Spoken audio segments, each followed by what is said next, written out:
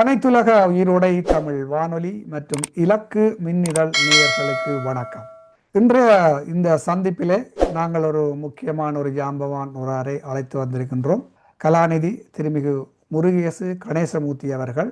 இவர் பொருளியல் துறையினுடைய சிரேஷ்ட விரிவுரையாளர், கொழும்பு பல்கலைக்கழகம்.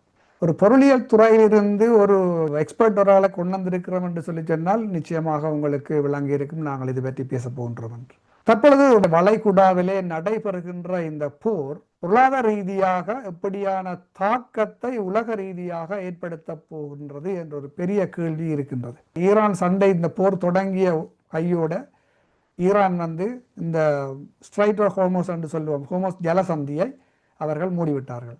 அதனூடாக எந்த ஒரு கப்பல்களும் எந்த பக்கமும் போக முடியாது. ஏற்கனவே இந்த பர்சியன் கோல்ஃபுக்குள்ள வந்த கப்பல்கள் அங்கே தடைப்பட்டு நிற்கின்றன. அதே போன்று இந்த ஜலசந்திக்கு மற்ற பக்கம் ஓமான் கல்ஃபிலே நிற்கின்ற கப்பல்கள் உள்ளுக்கு வருவதற்காக எல்லாம் நங்கூரமிட்டு அங்கங்கே நிற்கின்றன. இந்த நிலையிலே போர் நீடித்தால் என்ன விதமான பொருளாதார பாதிப்பை சர்வதேச ரீதியாக ஏற்படுத்தும்? சார், உங்களோட கருத்தை நீங்கள் பதிவு செய்யலாம். முதல் எல்லோருக்கும் வணக்கம். நான் நினைக்கிறேன் இதுதான் முதலாவது நிகழ்ச்சி, நான் உங்களோடு பேசுகின்ற நிகழ்ச்சி. இந்த ஒரு போர், அதை போர் என்று சொல்லி அமெரிக்காவோ அல்லது இஸ்ரேலோ கூற விரும்பாவிட்டாலும் கூட அது மிக மோசமான ஒரு போர் என்று தான் நாங்கள் கூற வேண்டியிருக்கும். இதனுடைய தாக்க விளைவுகள் இப்போது சர்வதேச மட்டத்திலே உணரப்பட தொடங்கி இருக்கின்றன. ஆனால் ஆரம்பத்திலேயே இந்த போர் எவ்வாறு முடியும் என்று அதனுடைய அந்த ஆரம்பித்தவர்கள் நினைத்தார்கள் என்று சொன்னால், வெனிசுவேலாவை போல அல்லது வேறு இடங்களைப் போல ஒரு பெரிய ஒரு தாக்குதலை மேற்கொண்டு அந்த ஆட்சியாளர்களை இறக்க வைத்தால் நாடு சரணடைந்து விடும் என்று எதிர்பார்த்தார்கள். அதைத்தான் முதலாவது ஆரம்பத்திலே அந்த 3வது 4வது மணித்தியாலங்களில் சொன்னார்கள். ஆனால் எதிர்பாராத விதமாக ஈரான் தன்னை சுதாரித்துக் கொண்டு அவர்கள் தயாராக இருந்திருக்கிறார்கள் என்று தெரிகின்றது. இப்போது இந்த போரினுடைய 14வது நாள் போய்கொண்டிருக்கிறது. அப்ப இந்த அடிப்படையில பார்க்கிற போது ஈரான் ஒரு வலிமையான ஒரு மோராலோடு, ஒரு மன தைரியத்தோடு இந்த போரை எதிர்கொண்டிருப்பதை காணக்கூடியதாக இருக்கிறது. பெரும்பாலும் இந்த நீங்கள் சொன்னது போல இந்த ஹோர்மோஸ் நீரிணை என்பது இந்த உலக வர்த்தகத்தினுடைய, குறிப்பாக எண்ணெய் வர்த்தகத்தினுடைய 20% பங்கினை அந்த அந்த நீரிணை கூடத்தான் சென்று கொண்டிருக்கிறது. ஆகவே மிக முக்கியமான ஒரு பகுதி இது. இந்த பகுதியை ஈரான் மூடிவிடுமாக இருந்தால் என்ன நடக்கும் என்பது சம்பந்தமான ஒரு ஒரு கலந்துரையாடல் மேற்கொள்ளப்படாமல் இந்த யுத்த உத்திகள் மேற்கொள்ளப்பட்டிருக்கக்கூடிய வாய்ப்பில்லை. அவ்வாறான அந்த கலந்துரையாடல்களின் போது மேற்கொள்ளப்பட்ட தீர்மானங்களின் அடிப்படையாக பார்க்கிற போது இந்த நீரிணையை மூடிவிட்டால் அது ஈரானுக்கு தான் மிக மோசமான பாதிப்பாக அமையும். ஏனைய நாடுகளை விட ஈரானுக்கு ஒரு அவப்பெயர் ஏற்படும், அல்லது ஈரான் அந்த ஒரு பெரிய அடியை வாங்கிய பிறகு அதை செய்யும் என்று நாங்கள் எதிர்பார்க்க முடியாது. அப்படி செய்தாலும் கூட அது ஈரானுக்கு தான் மிக மோசமான பாதகமான விளைவுகளை ஏற்படுத்தும் என்ற அடிப்படையில் இந்த தீர்மானம் எடுக்கப்பட்டதாக தெரிகிறது. ஆனால் ஈரான் அழிவுகளை சந்தித்தாலும் கூட அவர்கள் இந்த விடயத்திலே மிக தீவிரமாக இருப்பது தெரிகிறது. ஏனென்றால் தாக்கு பிடிக்க முடியாது, அவர்களுடைய ஆயுத பலம் எல்லாம் போய்விட்டது, அங்கே அழிப்பதற்கு ஒன்றுமில்லை, ஈரானிலே நாங்கள் யுத்தம் செய்வதற்கு ஒன்றுமே இல்லை என்று டொனால்ட் ட்ரம்ப் அவர்கள் சொன்னார். ஆனால் ஹோர்முஸ் நீரிணையை மூடி அவர்கள் தொடர்ந்து அந்த பகுதியிலே கப்பல்கள் போக முடியாதவாறு தொடர்ந்து தடுத்து கொண்டிருக்கிறார்கள். இது ஒரு விதமான எசிமெட்ரிக் வார்ஃபேர் என்று சொல்லுவோம், ஒரு சமநிலையற்ற ஒரு சண்டை. அப்ப அந்த சண்டையிலே ஈரானை தாக்குகின்ற போது சர்வதேச சட்டங்களுக்கு அமைவாக செய்யப்படவில்லை. ஆகவே இப்போது ஈரான் இதை மூடியதும் கூட இந்த சர்வதேச சட்டங்களை அது மதிக்க வேண்டிய தேவையில்லை. ஆனாலும் கூட இந்த இந்த இந்த நடவடிக்கைகள் சர்வதேச சட்டங்களுக்கு உட்பட நடத்தப்படுவதாக பல்வேறு ஆய்வு நிறுவனங்கள் சொல்லுகின்றன. அவர்கள் அதை பெரிதாக மீறவில்லை என்ற அடிப்படையில் சொல்லப்படுகிறது. இப்போது இந்த நீரிணை என்பது மூடப்பட்டிருக்கிறது. அப்ப மூடப்பட்டால் நீங்க சொன்னது போலவே இருபுறமும் கப்பல்கள் செல்ல முடியாது. அந்த உள்ளே வந்த கப்பல்கள் அதன் ஊடாக செல்லவும் முடியாது, வெளியிருந்து கப்பல்கள் உள்ளே வரவும் முடியாது. ஆகவே இந்த ஒரு நெருக்கடியானது ஒரு சோக் பாயிண்ட் சொல்லுவோம், அதை விழுங்கிய ஒரு கல்லு போய் அல்லது உணவு குழாயிலே அடைத்துக் கொண்டால், சுவாச குழாயில அடைத்துக் கொண்டால் எவ்வாறு சுவாசிக்க முடியாதோ இது அப்படியான ஒரு சுவாச இறுகளாகத்தான் பார்க்கப்படுகிறது. பல நாடுகள் சொல்லுகின்றன இதனை மீறியும் சில கப்பல்கள் அங்கே சென்று வந்தன என்று சொல்லுகின்றன. குறிப்பாக ஒரு இந்திய கப்பல் சென்று வந்ததாக சொல்லப்படுகிறது. அது எந்த அளவுக்கு உண்மை என்று நமக்கு தெரியாது. ஆனால் அவ்வாறு சென்று வருமாக இருந்தால் அது மிக மிகப்பெரிய ஒரு ஒரு ஒரு ரிஸ்க் எடுத்த ஒரு அபாயத்தை எதிர்கொண்டுதான் சென்று வந்திருக்கக்கூடிய வாய்ப்புகள் உண்டு. ஆனால் இது வெளிவந்த பிறகு இனிமேலும் அதை இஸ்ரேல் அனுமதிக்கும் என்றும் நாங்கள் எதிர்பார்க்க முடியாது. இப்போ இந்த இந்த இந்த நீரிணை மூடப்பட்டதன் காரணமாக நமக்கு தெரியும் வெளிப்படையாகவே எரிபொருள் குறிப்பாக மசகெண்ணெயினுடைய போக்குவரத்து தடைப்பட்டிருக்கிறது. இரண்டாவது எரிவாயு போக்குவரத்து தடைப்பட்டிருக்கிறது. இந்த இரண்டுக்கும் மேலதிகமாக, இதுதான் முக்கியம் என்று சொன்னாலும் கூட, இந்த ரெண்டுக்கும் மேலதிகமாக இன்னும் பல பொருட்கள் அந்த பகுதி கூடாக செல்லுகின்ற தென்படுகின்றது. குறிப்பாக இந்த வளமாக்கிகள் என்று சொல்லக்கூடிய உர வகைகள். இந்த இந்த கல்ஃப் நாடுகள்ல இருந்துதான் உர வகைகள், குறிப்பாக யூரியா, அமோனியா போன்ற உர வகைகள் ஏனைய நாடுகளுக்கு ஏற்றுமதி செய்யப்படுகின்றன, அல்லது உர வகைகளை தயாரிப்பதற்கு பயன்படுத்தப்படுகின்ற மூலப்பொருட்கள் ஏற்றுமதி செய்யப்படுகின்றன. ஆகவே இந்த அப்படின்னா சார் வந்து உர வகையும் அதுக்குள்ளால வாரான்னு சொன்னால் அப்ப இந்த விவசாய செக்டரும் வந்து பெரிய அளவிலே ஒரு பாதிப்பை சந்திக்க போகின்றது. அதைத்தான் நான் சொல்ல வருகின்றேன். என்றால் இது வந்து வெறுமனே அந்த எண்ணெயோடு முடிந்து விடுகின்ற விவகாரம் இல்லை. அதற்கப்பால் மிக பிரதானமான ஒரு போக்குவரத்து மார்க்கம் இது. அந்த இரண்டாவது உலகத்திலேயே முதலாவது வளமாக்கி ஏற்றுமதி செய்கின்ற நாடு ரஷ்யா. ரஷ்யாவும் உக்ரைனும் சேர்ந்து வைத்துக் கொள்ளலாம் நாங்கள். இரண்டாவது வந்து இந்த வளைகுடா நாடுகள். அப்ப இந்த வளைகுடா நாடுகள்ல இருந்து வருகின்ற அந்த வளமாக்கிகளுக்கு அவசியமான வளமாக்கிகள் அல்லது வளமாக்கிகளுக்கு அவசியமான மூலப்பொருட்கள் ஏனைய நாடுகளுக்கு செல்லவில்லை என்று சொன்னால் அந்த நாடுகளுடைய விவசாயத்துறை மிக மோசமாக பாதிக்கப்பட போகிறது. என்றால் வளமாக்கிகளை உற்பத்தி செய்ய முடியாத நிலைமை வரும், விவசாய உற்பத்திகளிலே பாதிப்பு வரும், உணவு நெருக்கடி அல்லது உணவு பாதுகாப்பு என்பது ஒரு ஒரு மிகப்பெரிய பிரச்சனையாக உருவாகக்கூடிய வாய்ப்பு இருக்கிறது. குறிப்பாக அமெரிக்கர்கள் இதை பற்றி இப்போது பயப்படுகிறார்கள். சில ஆய்வு நிறுவனங்கள் அதை சொல்லி இருக்கிறார்கள். உரம் மட்டுமில்லை சார், என்னன்னு சொன்னால் இப்ப இந்த மசெண்ணெயோட உலகத்துக்கு தேவையான 20% LNG கேஸ் வந்து இந்த வழியின் ஊடாகத்தான் வருகிறது என்று சொல்லப்படுகின்றது. ஏற்கனவே நான் அறிந்த வகையிலே பல நாடுகளிலே வந்து இப்பொழுது இந்த எரிவாயு பிரச்சனை ஒன்று ஏற்கனவே தட்டுப்பாடு ஏற்பட்டுள்ளது. இந்த ஐரோப்பிய நாடுகளிலே வந்து குளிர்காலத்திலே வந்து நாங்கள் வாமுக்காக வேண்டி கேஸ் சில நாடுகளிலே பாவிக்கின்றார்கள். அதே போல ஆசியாவிலே பார்த்தீங்கன்னு சொன்னா அங்கே வந்து சமையலுக்கு இந்த கேஸுகளை பாவிக்கின்றார்கள். ஏற்கனவே இந்தியாவிலே இந்த பிரச்சனை தொடங்கிவிட்டது. என்ன அப்ப இது ஒரு எந்த ஆமா நீங்க சொல்றது மிகச்சரி. என்னென்று சொன்னா இந்த LNG என்று சொல்லப்படுகின்ற இந்த வாயு விநியோகம் சம்பந்தமாக ஐரோப்பா முற்றிலுமாக தாங்கி இருந்தது ரஷ்யாவிலே. ஒரு குழாய் கட்டமைப்பின் ஊடாக ரஷ்யா அந்த LNG வாயுக்களை விற்று கொண்டிருந்தது. ரஷ்யாவுக்கு எதிரான பொருளாதார தடைகள் வந்த போது, குறிப்பாக அதனை தாக்க விளை முனைந்த போது ரஷ்யா அதனை மூடிவிட்டது. ஆகவே அந்த கேஸ் இப்போது வருவதிலே சில தடைகள் இருக்கின்றன. மீண்டும் அது வருவதாக இருந்தாலும் கூட முன்னரை போல இல்லை. இப்போது அதுக்கு பதிலாக ஐரோப்பா அமெரிக்காவிலிருந்து கேஸ் வாங்குகிறது. இப்போ அந்த அந்த வர்த்தகம் அவ்வாறு போய்கொண்டிருக்கிறது. இப்போ அமெரிக்காவினுடைய கேஸ் மூலமாகத்தான் ஐரோப்பா தங்கி இருக்கிற தங்களே அந்த தேவைகளை தங்கி இருக்கிறது. ஆசியாவை பொறுத்த மட்டிலே இந்த கேஸ் விநியோகம் என்பது பெரும்பாலும் இந்த குறிப்பிட்ட மத்திய கிழக்கு நாடுகள் தான் வருகிறது. இப்போது ஆசிய நாடுகள் மாற்று வழிகளை நாடினாலும் கூட, குறிப்பாக அமெரிக்காவிலிருந்து வாங்குவதை எடுத்துக்கொள்வோமே, இந்த போக்குவரத்து செலவுகள் மற்றும் ஏனைய உட்கட்டமைப்பு செலவுகள் என்பன இந்த கேஸ் விலைகளை மிக அதிகமாக கூட்டக்கூடிய வாய்ப்பு இருக்கிறது. ஆக ஒரு புறம் இப்போது ஒரு ஒரு பயம் இருக்கிறது, ஒரு பேரல் க்ரூட் ஆயிலினுடைய விலை $200 கடக்குமா என்று. என்றால் ஈரான் சொல்லியிருந்தது, நீங்கள் இந்த தாக்குதலை மேற்கொள்ளுங்கள், ஈரானுடைய இந்த ஆயில் என்று சொல்லக்கூடிய எண்ணெய் குதங்கள் மீதோ அல்லது எண்ணெய் கிணறுகள் மீதோ அமெரிக்கா தாக்குதல்களை மேற்கொண்டது. ஒரு சிறிய அளவிலே மேற்கொண்டது, சிறிய அளவில் சொல்வதை விட சில இடங்களே மேற்கொண்டது. ஈரான் ஒரு எச்சரிக்கை விட்டது, நீங்கள் ஒரு உலக சந்தையிலே ஒரு பேரல் மசகெண்ணெய் விலை $200 விட கூடுதலாக போவதை நீங்கள் தாக்கு பிடிப்பீர்கள் என்று சொன்னால் இதை தொடருங்கள் என்று சொன்னார்கள். இந்த போர் தொடங்குறதுக்கு முதல் சார் வந்து ஒரு பேரல் வந்து $70 இருந்தது. திடீரென்று $120, $130 வந்துட்டு இப்போது $100 மேல. அது $89 குறைந்தது. டொனால்ட் ட்ரம்ப் இந்த யுத்த நிறுத்தம் ஒன்று வரப்போகுது என்று அறிவிச்சதுக்கு பிறகு டக்குனது குறைஞ்சது. ஆனால் மீண்டும் இந்த ஹோமோஸ் மூடப்பட்டதுக்கு பிறகு அது $100 விட கூடி இருக்கு.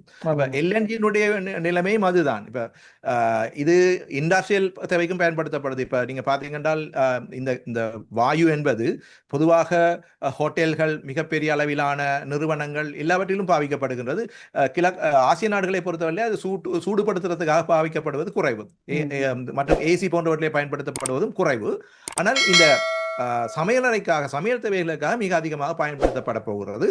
சமையல் தேவைகளுக்காக பயன்படுத்தப்படுகின்ற இதில் பிரச்சனைகள் வரும் என்று சொன்னால், குறிப்பாக கிராமப்புறங்களில் இருக்கிறவர்கள் அதிலே பெரும்பாலும் அதை தாக்குப்பிடிப்பார்கள். ஆனால் நகர்ப்புறங்களிலே வாழ்பவர்கள் மிக மோசமான நெருக்கடிகளை எதிர்நோக்க வேண்டி வரும். இலங்கையிலும் கூட இந்த நெருக்கடி இப்போ நினைக்கிற மாதிரி அந்த வாயு விநியோகத்தை நாங்கள் மேற்கொள்ள முடியாமல் இருக்கிறது. அந்த வாயு விநியோகம் அவ்வப்போது நடைபெறுகின்றது. ஆனால் அதுவும் கூட போதிய அளவிலே அந்த தேவைக்கு கேள்விக்கு அதிக ஏற்ப அந்த வாயு விநியோகம் நடைபெறுவதாக தெரியவில்லை. இப்போது அந்த மாதிரியான ஒரு கேஸ் பிரச்சனை வருமாக இருந்தால் இங்கே இருக்கின்ற பல நாடுகளில் இருக்கின்ற சுற்றுலாத்துறை மிக மோசமாக பாதிக்கப்படும். அதே போல அந்த ஏனைய உற்பத்தி அமைப்புகளும் பாதிக்கப்படும். ஆகவே இந்த ரெண்டு விஷயங்கள், ஒன்று வந்து பெட்ரோலியம், ரெண்டாவது வந்து கேஸ், இந்த ரெண்டுமே உலகத்தினுடைய லைஃப் லைன் என்று சொல்லக்கூடிய அளவுக்கு இருக்கிறது. இப்ப இதை வந்து இந்த லைஃப் லைன்ல நாடுகள் தொடர்ந்தும் இருக்க வேண்டும் என்பதிலே அமெரிக்கா தீவிரமான கரிசனை காட்டியதை நீங்க பார்த்திருக்கலாம். ஏனென்றால் சீனாவிலிருந்து வருகின்ற எலக்ட்ரிக் வெஹிக்கிள்ஸ், அந்த எலக்ட்ரிக் வெஹிக்கிள்ஸ்ல போடப்படுகின்ற அந்த எரிபொருளுக்கு பதிலாக மாற்று வழிகளை பயன்படுத்தி செய்கின்ற அந்த தொழில்நுட்பத்துக்கு அமெரிக்கா எதிராக நிற்கின்றது. காரணம் என்னன்னு சொன்னால், இந்த எண்ணெய் வர்த்தகம் அல்லது இந்த கேஸ் மற்றும் எண்ணெய் வர்த்தகம் எந்த அளவுக்கு நடைபெறுகின்றதோ அந்த அளவுக்கு தான் அமெரிக்காவினுடைய பொருளாதாரம் அல்லது அமெரிக்க டாலர் தாக்கு பிடிக்க முடியும். வெனிசுவேலா வந்து போய் மதுரோவை தூக்கி கொண்டு வந்து வெனிசுவேலாவினுடைய உலகத்துக்கு பெருமளவு எண்ணெய் வழங்குகிற வெனிசுவேலாவினுடைய எண்ணெய் வளத்தை அவர் கைப்பற்றி விட்டார். இப்போ அந்த வியாபாரத்துக்காக வேண்டிய தான் விற்பனை செய்யணும் என்பதற்காக இந்த பக்கம் விளைகின்ற எண்ணெயை வந்து முடக்குகின்றார் என்று பார்க்கலாமா? இல்லை, நான் அப்படி பார்க்கல. ஏனென்றால் இந்த ஈரான் மீதும் வெனிசுவேலா மீது மேற்கொள்ளப்பட்ட மாதிரி ஒரு தாக்குதலை மேற்கொண்டால், அதை விட சற்று பலமான தாக்குதலை மேற்கொண்டால், அந்த கேபிட்டலைசேஷன் சொல்லுவாங்க, அந்த மேலே இருக்கிற லேயர்ஸ், அந்த ஆட்சியாளர்களுடைய மிக முக்கியமானவர்களை மற்றும் இராணுவ முக்கியத்துவம் வாய்ந்தவர்களை, அணு விஞ்ஞானிகளை ஒரேடியாக கொன்று தீர்ப்பதன் மூலமாக அந்த கட்டமைப்பை முழுமையாக பேரலைஸ் ஆக்கலாம், முழுமையாக செயற்திறன் அற்றதாக மாற்றலாம். அப்படி மாற்றுகின்ற போது அவருக்கு அங்கே இருக்கிறார் ஒருவர், என்றால் முன்னைய ஷாமன்னருடைய மகன் இருக்கிறார், அவரை கொண்டு வந்து நாட்டினுடைய அதிபராக நிறுத்திவிட்டார் என்று சொன்னால் ஈரானுடைய முழு எண்ணெய் வளமும் சொல்லிட்டார். அவரை நான் நிப்பாட்ட மாட்டேன், அவரை கொண்டு வந்து ஆட்சியில நிறுத்த மாட்டேன்னு அவரே சொல்லிட்டார். இப்ப இல்ல, முடியாதுதானே. இப்ப அது சாத்தியப்படாது என்பது அவருக்கு தெரிந்து விட்டது. பட்டு தெரியத்தானே வேணும். இன்னொரு முக்கியமான விடயத்தை நீங்கள் உங்கள்ட்ட கேட்கிறோம், பொருத்தமா இருக்கு நினைக்கிறேன். ஈரானுடைய இதய பூமி அல்ல இதய தீவு என்று சொல்லப்படுகின்ற கார்க் என்ற ஒரு சிறிய தீவு, எண்ணெய் வளத்தில் கூடியதும் ஈரானுக்கு ஒரு முக்கியமான ஸ்ட்ராட்டஜிக் பிளேஸ் என்றே சொல்லலாம். இப்ப அமெரிக்காவுடையதும் இஸ்ரேலினுடைய கண் இப்பொழுது இந்த பக்கம் திரும்பியுள்ளதாகவும் ஆய்வாளர்கள் சொல்லுகின்றார்கள். இதை பற்றி உங்களுடைய கருத்து என்ன? ஈரானுடைய 90% எண்ணெய் வர்த்தகம் இந்த கார்க் என்கின்ற தீவினூடாக தான் மேற்கொள்ளப்படுகிறது. இந்த எண்ணெய் குதங்கள் அங்கேதான் இருக்கின்றன. அந்த தீவு வந்து அவ்வளவு பெரிய தீவு கிடையாது, கிட்டத்தட்ட ஒரு 70 சதுர கிலோமீட்டர் பரப்பளவு கொண்ட ஒரு தீவு தான். அது மிக சிறிய தீவு, ஆனால் நிறைய எண்ணெய் குதங்கள் இருக்கின்றன. 90% ஈரானுடைய எண்ணெய் விநியோகம் அந்த பகுதி கூட தான் மேற்கொள்ளப்படுகிறது. இப்போது யோசிக்கிறார்களா போல அந்த தீவை தங்களுடைய கட்டுப்பாட்டின் கீழ் கொண்டு வந்து விட்டால் ஈரானுடைய எண்ணெய் வர்த்தகம் முழுவதையும் முடக்கிவிடலாம் என்று சொல்லி. ஆனால் நீங்க யோசிக்க வேண்டும், இந்த கார்க் தீவு என்பது அந்த ஹார்மோஸ் ஜலசந்தியிலே தான் இருக்கிறது. ஹார்மோஸ் ஜலசந்தியிலிருந்து கிட்டத்தட்ட 384 கிலோமீட்டர் நினைக்கிறேன், அதுக்குள்ளதான் இருக்கிறது. ஈரானிலிருந்து 28 கிலோமீட்டருக்குள்ளே இருக்கிறது. ஆக ஈரானுடைய அந்த தாக்குதல் வீச்சு இஸ்ரேல் வரையிலே செல்லுகிறது என்றால், இவ்வளவு தூரம் அடித்தும் ஈரானுடைய அந்த தாக்குதல் வீச்சு இஸ்ரேல் வரையிலும் ஏனைய நாடுகள் வரையிலும் செல்லுகிறது என்று சொன்னால், அந்த இடத்திலே கொண்டு போய் இஸ்ரேலிய படைகளையோ அமெரிக்க படைகளையோ நிரந்தரமாக வைப்பது என்பது ஒருபோதும் சாத்தியப்படக்கூடிய ஒன்று அல்ல. ஆகவே அவர்கள் ஒன்றும் செய்ய முடியாத போது அந்த மையத்தை தாக்கி அழிக்க முற்படலாம், ஆனால் அது தற்கொலைக்கு சமமானது. ஏனென்றால் அது தாக்கப்படுமாக இருந்தால் முழு ஈரானுடைய எண்ணெய் வளமும் பாதிக்கப்படும். அதன் மூலமாக அமெரிக்காவுக்கோ இணைய நட்பு நாடுகளுக்கோ எந்த விதமான பலனும் ஏற்படாது. அந்த தற்கொலை ஏற்படுத்தும். பொருளாதாரம். ஆகவே உலக சந்தையிலே இந்த இந்த எண்ணெய் வர்த்தகத்தை அமெரிக்காவுடைய கொள்கை என்னவென்று சொன்னால் அதை அப்படியே தங்கள் வசம் கைப்பற்றிக் கொள்ள வேண்டும் என்பதுதானே ஒழிய அதனை அழிக்க வேண்டும் என்பது அல்ல. ஆகவே அந்த ஆட்சியாளர்களை நீக்கி அதை அந்த அதைத்தான் சொல்லுகிறார். இப்போது 2 விஷயங்களை செய்தார்கள். அந்த ஆட்சியாளர்களை கொன்றதுக்கு பிறகு சொன்னார்கள், இதுதான் நல்ல சந்தர்ப்பம், ஈரானியர்களை வாருங்கள் வந்து உங்களுடைய அந்த அவர்களை துரத்தி விட்டு ஆட்சியை கைப்பற்றுங்கள். அது நடக்கவில்லை. அடி வாங்கியதுக்கு பிறகு ஈரானியர்கள் தங்களுக்குள்ளே பிளவுபட்டிருந்தாலும் கூட இந்த அடி விழுந்ததுக்கு பிறகு அந்த குறிப்பாக அந்த பிள்ளைகள் சிறு பிள்ளைகள் இறந்ததுக்கு பிறகு அந்த ஒரு சொலிடாரிட்டி வந்திருக்கிறது. ஆகவே அவர்கள் அதை அந்த தங்களிடம் இந்த வேறுபாடுகளை மறந்து விட்டோ அல்லது புறந்தள்ளி விட்டோ ஈரானியர் என்ற வகையிலே அதுக்கு சார்பாக நின்றிருக்கிறார்கள். மற்ற பக்கம் குரூடிஷ் இனத்தவர்களை கொண்டு வந்து ஒரு லேண்ட் இன்வேஷனுக்கு பார்த்தார்கள். அதுவும் நடைமுறை சாத்தியமில்லை என்றால் ஈராக் அதனை விரும்பாது ஒருபோதும். அப்ப அப்படியான ஒரு சூழ்நிலையிலே இந்த மையத்தை நீங்கள் சொல்வது போல இந்த காக் தீவுகளை கைப்பற்றுகின்ற ஒரு நடவடிக்கையை மேற்கொள்வார்களாக இருந்தால் நிச்சயமாக அது அமெரிக்காவுக்கு மற்றும் அவர்களுடைய நட்பு நாடுகளுக்கும் ஒரு தற்கொலைக்கு சமமான ஒன்றாக அமையும். இதுல இருக்கின்ற முக்கியமான பிரச்சனை என்னவென்று சொன்னால், இந்த பிரச்சனையிலே எதுவிதமான சம்பந்தமும் இல்லாத, இதுல எந்த விதத்திலும் தொடர்புபடாத நாடுகளும் கூட அதற்கான விலையை செலுத்த வேண்டி இருக்கும். அதில் இன்றைக்கு ஒரு ஆய்வு ஒன்று பார்த்தேன் சார். என்னென்னு சொன்னால், அமெரிக்காவினுடைய ஃபார்மர் மிலிட்டரி ஒரு சீனியர் ஒரு ஆள் ஆப்கானிஸ்தானிலேயும் மற்றது ஈராக்கிலேயும் வந்து ஒரு ஹெலிகாப்டர் பைலட்டராக வந்து கனகாலம் அந்த இடத்துல கடமையாற்றி இருக்கின்றார். அவருடைய கருத்தின்படி வந்து அமெரிக்கா வந்து ஈரானை அண்டர்மைன் பண்ணிட்டான். சரியான ரிசர்ச் ஒன்று செய்யாமல் திடீரென இந்த சண்டையை துவங்கினது வந்து அமெரிக்கா விட்ட பெரிய பிழை என்று சொல்லப்படுகின்றது. அதே இடத்துல இன்னும் ஒன்று பார்த்தீங்கன்னு சொன்னால், 2 நாளைக்கு முதல் தான் பென்டகோன் ஒரு அறிக்கை ஒன்று விட்டிருந்தது வந்து இதுவரை நடந்த போரில் $11.3 பில்லியன் வந்து அமெரிக்கா செலவு செய்திருக்கின்றது. அப்போ இந்த கோஸ்ட் வந்து இந்த அளவுக்கு பெரிய அளவிலே போனால் ஏற்கனவே பொருளாதார ரீதியாக கஷ்டப்பட்டு கொண்டிருக்கிற அமெரிக்க மக்களுக்கு ஏற்கனவே விலைவாசிகளை கூட்டி அந்த மக்களுக்கு அழுத்தங்களை கொடுத்து கொண்டிருக்கின்றார்கள். இந்த போரை நீண்ட காலம் அமெரிக்காவால் நீடிக்க முடியும்? நிச்சயமாக இல்லை. ஏனென்றால் ஏற்கனவே இப்போது 2027ஆம் ஆண்டு அவர் வாக்குக்கு செல்ல வேண்டி இருக்கிறது. ஏற்கனவே அவருடைய பாப்புலாரிட்டி குறைந்து கொண்டு போகிறது. ஏற்கனவே நீங்க சொன்னது போல அமெரிக்காவினுடைய பணவீக்கம் அதிகரித்து கொண்டு செல்லுகிறது. விலைவாசிகள் அதிகரிக்கின்றன. குறிப்பாக எண்ணெய் விலை அதிகரித்தால் எல்லா விலைகளும் அதிகரிக்கும் என்பது நமக்கு தெரியும். அதே போல ஹவுசிங் ரெண்டல் என்று சொல்லக்கூடிய மோர்கேஜ் என்று சொல்லுவோமே, வீடுகளுக்கான கட்டணங்கள் அதிகரித்திருக்கின்றன. இப்போது ஏனைய கட்டணங்கள், ஏனைய விதமான மின்சார கட்டணம் போன்றவையும் அதிகரித்துக் கொண்டு செல்கின்ற ஒரு சூழ்நிலையிலே உணவுப் பொருட்களுடைய விலை அதிகரிக்கப் போகிறது.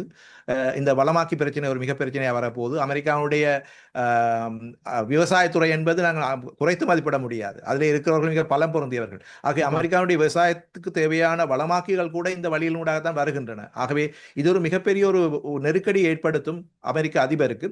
நீங்க சொன்னது போல கருத்திலே நான் உடன்படுகின்றேன் என்று சொன்னால், அமெரிக்கா ஈரான் இந்த அளவுக்கு தாக்கு பிடிக்கும் என்றோ அல்லது திருப்பி அடிக்கும் என்றோ ஒருபோதும் எதிர்பார்க்கவில்லை. ஈரானையும் கூட ஏனைய நாடுகளைப் போல, ஈராக்கை போலவோ ஆப்கானிஸ்தானை போலவோ அல்லது வெனிசுவேலாவை போலவோ ஒரு சாதாரணமான நாடாகத்தான் அவர்கள் கருதி இருக்கிறார்கள். என்றால் ஈரானுக்கு உள்ளே என்ன நடக்கிறது என்பதை பற்றி அவர்களுக்கு போதிய ஒரு தேடுதலோ அல்லது அறிவோ இருக்கவில்லை. அவர்களுக்கு கொடுக்கப்பட்ட அந்த தகவல்கள் வந்து எங்கே எவ்விதமான ஒரு ஆட்சி அமைப்பு இருக்கிறது என்பதை பற்றி மட்டும்தான் கொடுக்கப்பட்டதை ஒழியோ இந்த பிராந்திய ரீதியிலான ஒரு ஒரு என்ன சொல்றது, அதை நாங்கள் சொல்லுவோமே, ஒரு ஒரு அந்த தலைமைத்துவம் இல்லாமல் போனாலும் கூட அந்த போரை அல்லது அவர்களுடைய அந்த நடவடிக்கைகளை செய்யக்கூடிய அளவுக்கு பிராந்திய ரீதியில் அவர்கள் பலம் வாய்ந்தவர்களாக அதை கட்டமைத்திருக்கிறார்கள். ஆகவே ஒருவர் போனாலும் கூட மற்றவர் அதை எடுத்து செய்யக்கூடியதாக இருக்கிறது. நீங்கள் பார்த்திருப்பீர்கள், இந்த அமெரிக்கா இந்த போரை இப்போது நடத்தினாலும் கூட கிட்டத்தட்ட ஒரு 7-8 வருடங்களாக அவருடைய அணு விஞ்ஞானிகளை படிப்படியாக கொலை செய்திருக்கிறார்கள். அவருடைய அரசியல் முக்கியஸ்தர்களை பல்வேறு இடங்களிலே கொலை செய்திருக்கிறார்கள்.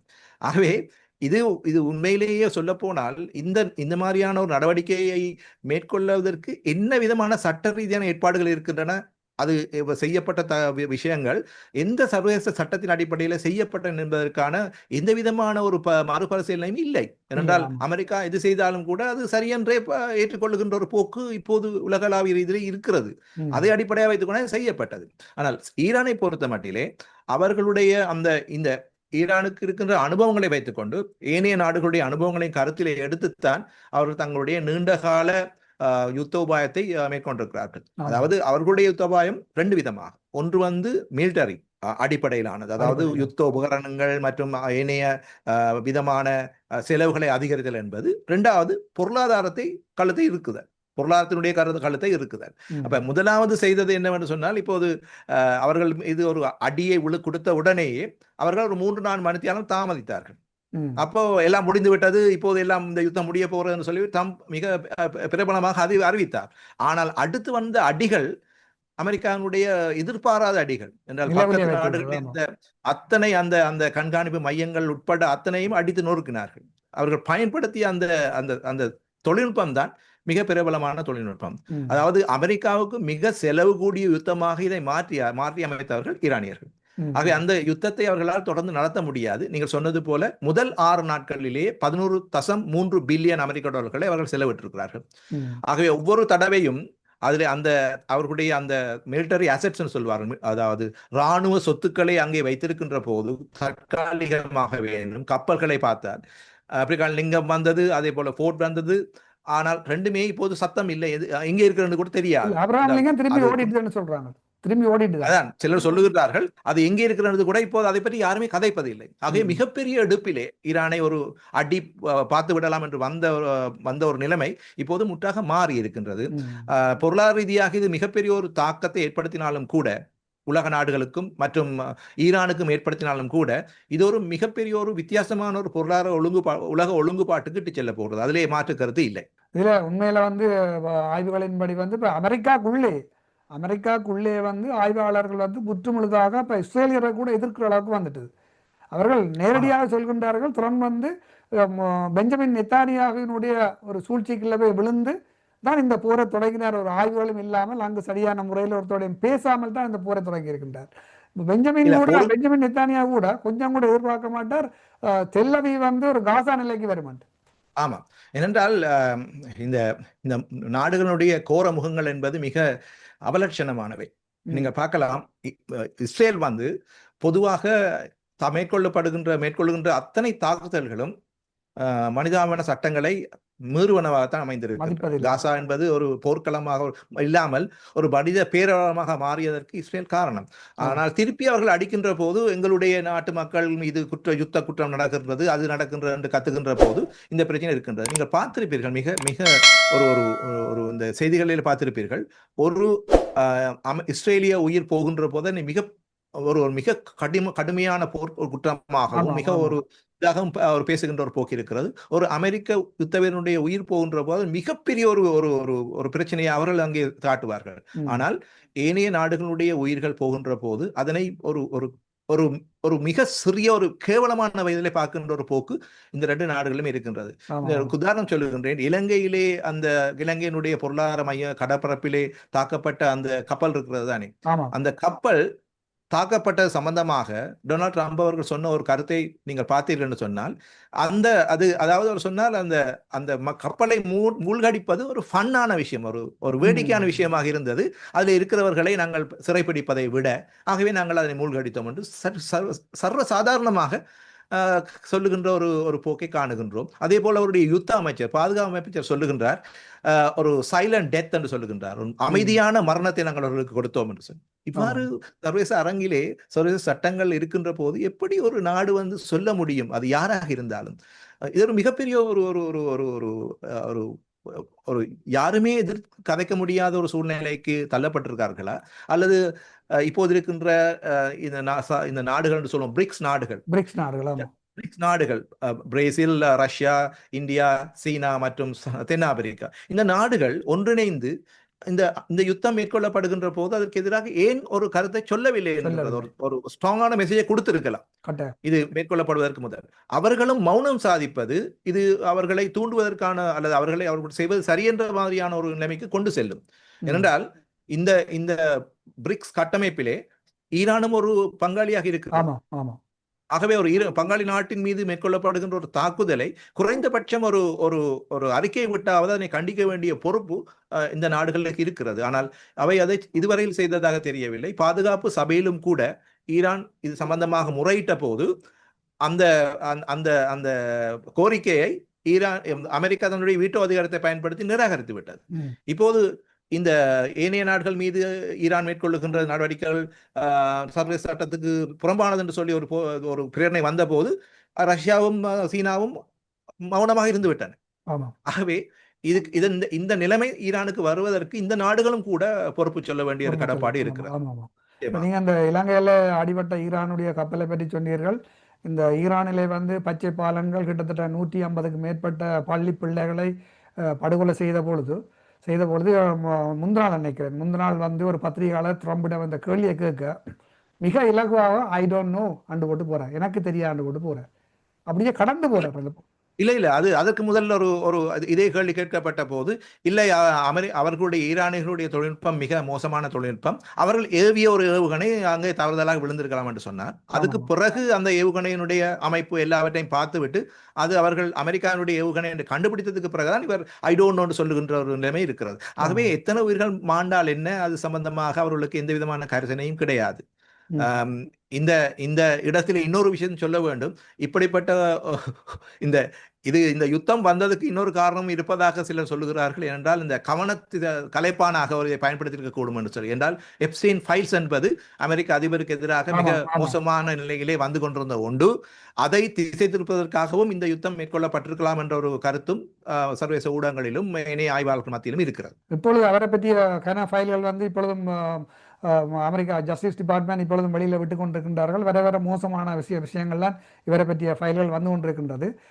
இன்னொரு விடயத்தையும் இதில் நான் கேட்கலாம் நினைக்கிறேன் சார். என்னென்னு சொன்னால், இப்போ புவியியல் ரீதியாக சவுதி அரேபியாவை பார்த்தீங்கன்னு சொன்னால், சவுதி அரேபியாவுக்கு வந்து 2 பக்கம், அதாவது வந்து அங்கால பர்ஷியன் கல்ஃபும் பக்கமும் ஹோமஸ் அந்த பக்கம் அடைபட்டாலும் மற்ற பக்கமும் கூட அந்த ரெட்சியிலும் அவர்களுக்கு சப்ளைக்காக 2 பக்கம் இருக்கின்றது. அப்படி இந்த ஹோமோஸ் ஜலசந்தி அடைபட்டிருந்தால் அவர்கள் ரெட்சி ஊடாக வந்து தங்களுடைய எண்ணெயை ஏற்றுமதி செய்யலாம் தானே? செய்யலாம். ஆனால் அவர்களுடைய எண்ணெய் குதங்கள் அமைந்திருக்கின்ற அந்த பகுதிகளை நாங்கள் நோக்குகின்ற போது இது இந்த ஹோமோஸ் ஜலசந்திக்கு ஊடாகத்தான் அவருடைய பெரும்பாலான அமைப்புகள் இருக்கின்றன.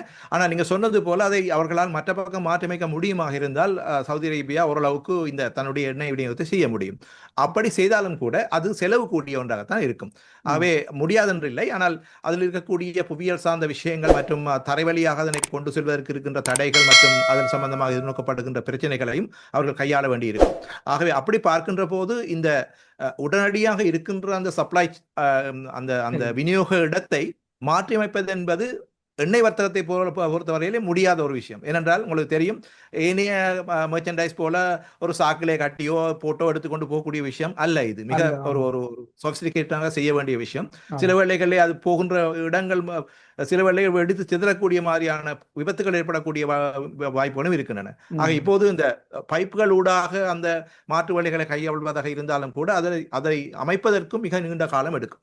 இந்த பிரச்சனையால வந்து பணவீக்கத்துக்கு ஒரு வாய்ப்பு இருக்கான்னு நினைக்கிறேன். இன்ஃப்ளேஷன் எல்லா பொருட்களுடைய விலைகளும் அதிகரிக்கக்கூடிய வாய்ப்புகள் உண்டு. ஏனென்றால் நான் பல இடங்களிலே இந்த விஷயத்தை பற்றி பேசுகிற போது சொன்னதுதான், இந்த யுத்தம் கிட்டத்தட்ட 6-7 நாட்களை கடந்து மேலே செல்லுமாக இருந்தால் தவிர்க்க முடியாத அளவிலே பணவீக்கம் எல்லா நாடுகளிலும் அதிகரிக்கும். அந்த பணவீக்க அதிகரிப்பு முழு உலக பொருளாதாரத்திலுமே ஒரு பொருளாதார பின்னடைவை ஏற்படுத்தும். தவிர்க்க முடியாத வகையிலே இப்போது இந்த நிமிஷம் இந்த யுத்தம் நிறுத்தப்பட்டாலும் கூட இந்த உலக பின்னடைவு என்பதை ஒரு பொருளாதாரங்களுடைய ஒரு பின்னடைவு என்பதை நாங்கள் தவிர்க்க முடியாது. அது நீண்டு செல்லுமாக இருந்தால் அது மிக மிக ஆழமான ஒரு பொருளாதார பின்னடைவுக்கு இட்டு செல்லும். சர்வதேச ரீதியாக இந்த பொருளாதார ரீதியான ஒரு பாதிப்பு ஏற்படும் என்று பார்க்கும் பொழுது நாங்கள் எங்களுடைய தாயத்தை பற்றியும் ஒரு பார்வையை நாங்கள் திருப்ப வேண்டியது காலத்தின் தேவை. ஏற்கனவே இலங்கை வந்து இன்ஃப்ளேஷன்லேயும் கொரப்ஷன்லேயும் ஏற்கனவே அதல பாதாளத்தில் இருந்து கொஞ்சம் கொஞ்சமாக நிமிந்து வருகின்றது.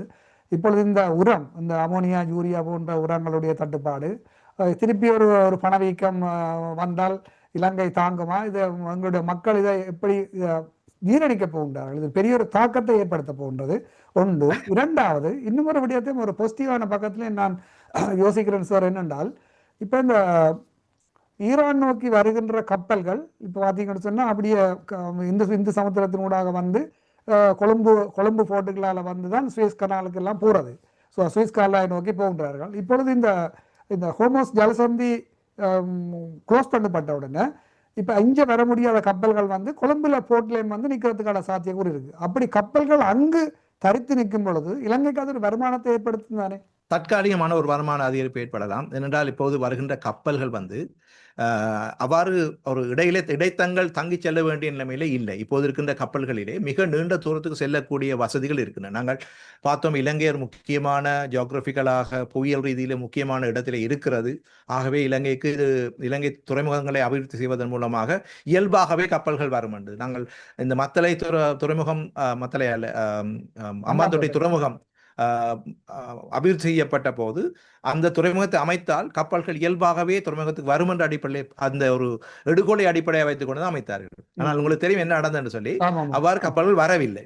ஆகவே இந்த ரூட்ல இருந்தாலும் கூட இப்போது தற்காலிகமாக ஏற்பட்டிருக்கின்ற இந்த பின்னடைவு காரணமாக அந்த துறைமுகங்களிலே வந்து கப்பல்கள் தங்கி இருக்கக்கூடிய வாய்ப்புகள் உண்டு. அதை நாங்கள் மறுப்பதற்கு இல்லை. அது இலங்கைக்கு ஒரு வருமானத்தை ஈட்டித்தரவும் கூடும். ஆனால் நீண்டகால அடிப்படையிலே அப்படியான ஒரு ஒரு ஒரு ஒழுங்குபாட்டை செய்ய வேண்டுமாக இருந்தால் இலங்கையினுடைய அந்த துறைமுகங்கள் சர்வதேச துறைமுகங்களைப் போல ஒரு துறைமுக நகரமாக அது மாற்றியமைக்கப்பட வேண்டும். நீங்கள் இப்போது ரொட்டர்டாமுக்கு போனீங்கன்னு சொன்னால் அது ஒரு துறைமுக நகரம். அதே போல ரொட்டர்டாம் தான் அதுக்கு பொருத்தமான உதாரணமாக இருக்கும்னு நினைக்கின்றேன். அந்த இடத்துல போய் பார்த்தீங்கன்னு சொன்னால் அது ஒரு துறைமுக நகரம். எல்லா வசதிகளும் எல்லா விதமான விஷயங்களும் அங்கே இருக்கிறது. மிகவும் பிஸியான பெரிய ஒரு துறைமுக நகரம். ஹாங்காங்கும் அப்படித்தான், ஹாங்காங் நகரமும் அப்படித்தான். ஆகவே அப்படிப்பட்ட ஒரு ஏற்பாடுகள் இல்லாமல் வெறுமனே கப்பல்கள் வந்து தரித்து நிற்கின்ற ஒரு இடமாக இலங்கை துறைமுகத்தை, அதுவும் குறிப்பாக கொழும்பு அம்பாந்தோட்டை, கொழும்பு ஓரளவு பரவாயில்லை, ஆனால் அம்பாந்தோட்டை அவ்வாறு நடக்குமான்றது தெரியவில்லை. மற்றது நீங்க கேட்ட முதலாவது கேள்விக்கு விடை என்னவென்று சொன்னால், இப்போது இந்த தாக்குதல் நடைபெற்ற உடனேயே சரியா, அங்கே ஈரானிலே தாக்குதல் நடைபெற்ற அடுத்த 3 மணித்தியாலங்களுக்குள்ளே நாங்களுடைய வடபுலத்திலே நம்முடைய மக்கள் என்ன செய்யறான்னு சொன்னால், பெட்ரோல் ஸ்டேஷன்ல போய் நின்று கேன்களிலும் அதுகளிலும் அந்த பெட்ரோலை வாங்கி சேகரிக்கின்ற ஒரு நடவடிக்கையில ஈடுபட்டார். அது ஒரு வகையிலே அந்த போர் சூழலிலே வாழ்ந்த அனுபவம் அவ்வாறு செய்ய தோண்டி இருக்கும் ஒன்று. இரண்டாவது, இந்த பொருளாதார நெருக்கடி காலத்தில் இலங்கையிலே இவ்வாறு இந்த பெட்ரோலை டீசல் போன்றவற்றை தாங்கள் பதுக்கி வைத்து மிக பெரிய அளவில் சேமித்து வைத்தவர்கள் அவற்றை பிறகு ஒரு லிட்டர் பெட்ரோல் 2000 ரூபாய்க்கு வித்து மிகப்பெரிய கோடீஸ்வரராக மாறினார்கள். மிகப்பெரிய செல்வந்தராக மாறிய சந்தர்ப்பங்களும் உண்டு. இலங்கையில கொழும்பிலும் கூட அவ்வாறான சிலரை நான் அறிவேன். ஆக இப்படியாக இந்த தவித்த முயல் அடிக்கின்ற வேலையிலும் நம்ம அவர்கள் செய்திருக்கின்றார்கள். இப்போதும் கூட இந்த பெட்ரோல் விலைகள் அதிகரிக்கும் என்ற ஒரு நிலைமை இருந்தாலும் கூட இப்போது அந்த வரிசைகளில் நின்று பெட்ரோல் அடிக்கின்ற ஒரு போக்கை நாங்கள் காணவில்லை. கேஸ் பற்றாக்குறை இருக்கிறது தான், ஆனால் பெட்ரோல் டீசல் போன்றவற்றிலே பற்றாக்குறை இதுவரையிலே ஏற்படவில்லை. இலங்கையை பொறுத்த மட்டிலே இது ஒரு புதிய அனுபவம் கிடையாது. பெட்ரோல் வரிசைகளில் நின்று அந்த எரிபொருள் வரிசைகளில் நின்று அதுக்கு பிறகு அரசாங்கத்தினுடைய அந்த ரேஷன் சிஸ்டம் மூலமாக பங்கீட்டு அடிப்படை மூலமாக பெட்ரோலை பெற்று அதில் மிகப்பெரிய ஒரு அனுபவத்தை இளைஞர்கள் பெற்றிருக்கிறார்கள். ஆகவே இப்போது பங்களாதேஷ் மற்றும் பாகிஸ்தான் போன்ற நாடுகளிலே ஒர்க் ஃப்ரம் ஹோம் என்ற ஒரு நடைமுறை வந்திருக்கிறது போல, அதே போல பள்ளிக்கூடங்கள் மற்றும் பல்கலைக்கழகங்கள் பங்களாதேஷில் மூடப்பட்டிருக்கின்றன. மற்றும் இது போன்ற நடவடிக்கைகளை இலங்கையிலும் செய்வதற்கான உஸ்திகள் இருப்பதாக தெரிகிறது. இப்போது இன்று கூட ஒரு அமைச்சினுடைய ஒரு கூட்டத்துக்கு சென்றிருந்தேன் ஒரு விஷயத்துக்கு. அப்போது சொல்லப்பட்ட விஷயம்தான், இப்போது இந்த கரிசனை எல்லா மட்டங்களிலும் இருக்கிறது என்றால் அதே தேவைகளை நாங்கள் வீட்டில் இருந்தவாறோ அல்லது வேறு இடங்களில் இருந்தவாறோ அந்த சேவையினை நாங்கள் வழங்க முடியுமாக இருந்தால் ஏன் வீணாக அந்த எரிபொருளை நாங்கள் வீணாக்குவான் என்ற ஒரு மனப்போக்கு இருக்கிறது. ஆகவே இது தொடர்பாக இளைஞர்களுக்கு ஏற்கனவே அனுபவம் இருக்கின்ற படியினாலே அது சம்பந்தமான ப்ரிப்பரேஷனை தயார்படுத்தல்களை அவர்கள் செய்திருப்பார்கள்.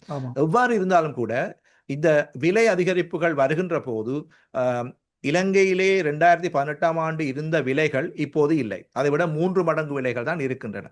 பணவீக்கம் குறைவடைந்ததாக சொன்னாலும் கூட அந்த பணவீக்கம் என்பது ஏற்கனவே இருந்த விலைகள் அடுத்து வருகின்ற காலப்பகுதியிலே எத்தனை சதவீதம் அதிகரித்திருந்ததை காட்டுமே ஒழிய கடந்த காலங்களுக்கு முன்னர் இந்த விலையோடு ஒப்பிடுகின்ற போது அந்த விலை கூடியிருக்கா குறைந்திருக்கா என்பதை பற்றி அது சொல்லாது. ஆகவே தான் சொல்லுகிறார், சாதாரண மக்கள் சொல்லுவார்கள், எங்கப்பா நீங்கள் விலைகள் பணவீக்கம் குறைந்து கொண்டு போறோம்னு சொல்லுவீங்க, எங்க விலை குறையதை காணுமே என்று சொல்லி. விலைகள் அவ்வாறு குறைவதில்லை.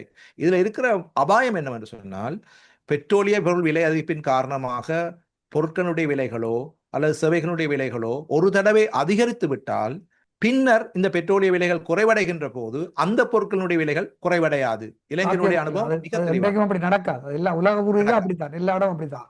ஆகவே இது நிரந்தரமான ஒரு பணவீக்கத்துக்கு இட்டு செல்லும். மக்களுடைய வருமானங்கள் அந்த அளவு அதிகரிக்காது, ஒருபோதும் அதிகரிக்கக்கூடிய வாய்ப்பு இல்லை.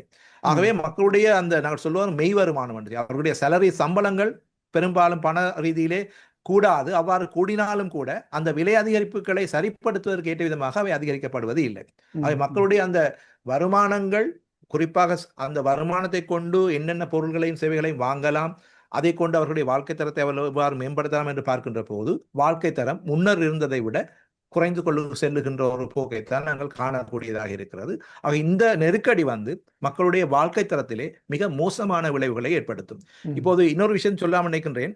இந்த நாங்கள் சொன்னோமே இந்த அந்த ஹோமோஸ் நீர்நோயாளாக வருகின்ற பொருட்கள் என்ற அடிப்படையிலே அதிலே அந்த ஹீலியம் வாயு என்ற ஒன்று இருக்கிறது. ஹீலியம் வாயு, ஹீலியம் என்பது ஒரு மிக முக்கியமான ஒரு நாங்கள் சொல்லும் இடைநிலை உள்ளீடு இந்த செமிகண்டக்டர் இண்டஸ்ட்ரியில. இந்த நாங்கள் பாவிக்கின்றோமே இந்த செமிகண்டக்டர் சொல்லுகின்ற போது பொதுவாக விளங்கும், நாங்கள் அதை தமிழ்படுத்த வேண்டிய அவசியம் இல்லை.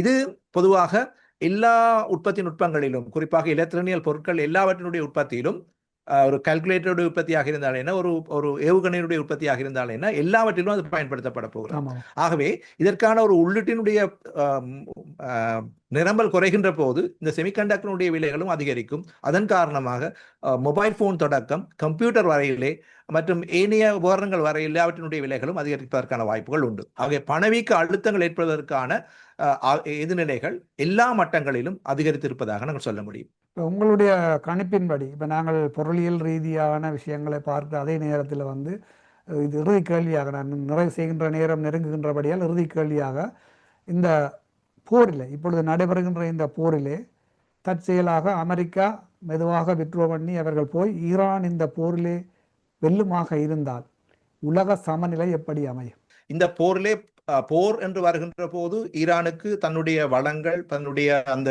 இன்ஃப்ராஸ்ட்ரக்சர் சம்பந்தமாக மிகப்பெரிய ஒரு பாதிப்பு ஏற்பட்டிருக்கிறது. அது பொருளியல் ரீதியான பாதிப்பும் கூடத்தான்.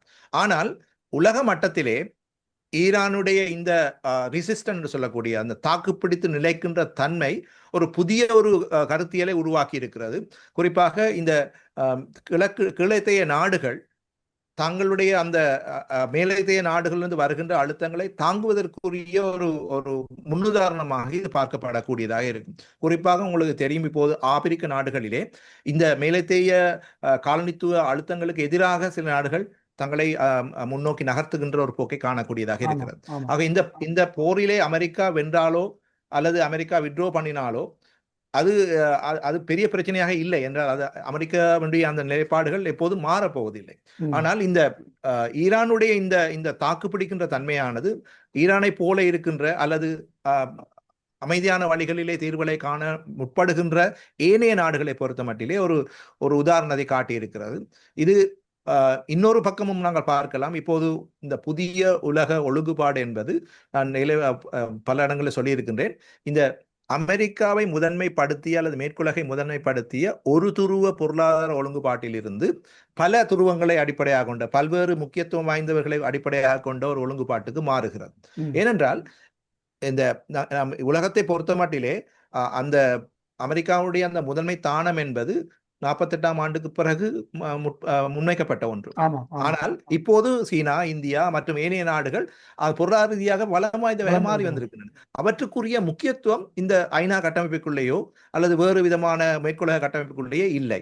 ஆகவே அவர்கள் அதிலிருந்து விலகி சென்று ஏனைய கட்டமைப்புகளை உருவாக்கி கொண்டிருக்கிறார்கள். பிரிக்ஸ் என்பது அதனுடைய ஒரு அங்கம். அதே போல நாங்கள் பார்க்கலாம் ஷங்காய் கோஆபரேஷன் அக்ரிமெண்ட் என்ற ஒன்று மற்றும் ஏனைய பிராந்திய ரீதியிலான கூட்டமைப்புகள் இப்போது உருவாகி கொண்டிருக்கின்றன. இவை வலுப்பெறுவதற்கான ஒரு வாய்ப்பாக இந்த போர் அமையக்கூடும்.